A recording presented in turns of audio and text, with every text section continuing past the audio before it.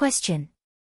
A 56-year-old man with a history of hypertension presents with severe chest pain radiating to his back. His blood pressure is 190/110 mmHg, and a chest X-ray reveals a widened mediastinum. What is the most appropriate initial step in management? A. Administer sublingual nitroglycerin. B. Administer 4-labetalol. C. Perform an emergency CT angiography. D. Administer aspirin. Correct answer is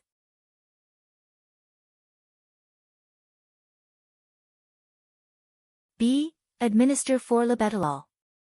The patient's presentation, sudden onset severe chest pain radiating to the back, hypertension, and widened mediastinum, is highly suggestive of an acute aortic dissection. The priority in managing aortic dissection is to reduce blood pressure and heart rate to limit further stress on the aortic wall. 4-labetalol is preferred as it lowers both heart rate and blood pressure effectively, reducing shear stress on the aorta. Other options. Sublingual nitroglycerin, option A. Used for acute coronary syndrome, but it does not effectively control heart rate or reduce shear stress in aortic dissection.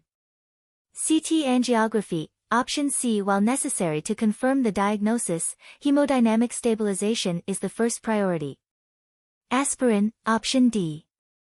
Indicated in myocardial infarction but contraindicated in aortic dissection due to the risk of further bleeding.